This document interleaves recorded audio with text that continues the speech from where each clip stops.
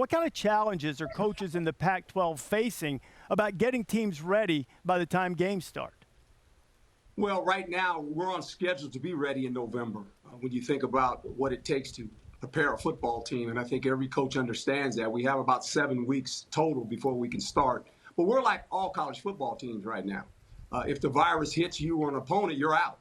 And so every team is going to have to deal with that. I think it's a lot put on the players with their social circles. That's very important now, and that's what coaches are preaching all over the country. We're just excited as a conference, the Pac-12.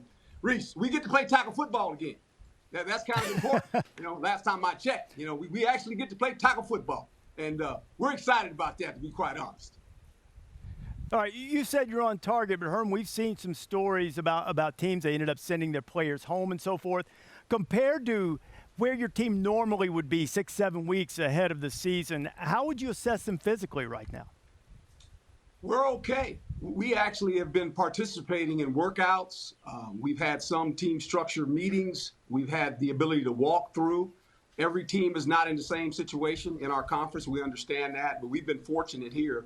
Our doctors cleared away, and our players did the right thing for the most part of staying, in their social circles. But we're ready. I mean, we can be prepared to play on November 7th. Herm, let's say everything goes according to schedule. The Pac-12 plays as many games as they hope to be able to play. Yet some teams in other conferences have a couple more games. How should the College Football Playoff Selection Committee evaluate Pac-12 teams that perhaps, we don't know yet, but perhaps would have fewer games? Well, we don't know if the teams that are scheduled to play 10 are going to play 10. We don't know that question. And I think when look, I mean, look, guys, look, I was on television. I get it. I get the questions. But I also get this. The reality is this, is that even when there were 12 games, there's still arguments about who's supposed to be in and who's supposed to be out, right? So that's what it is. That's the world we live in. It's going to be great for you guys to discuss. And I'll be listening, by the way.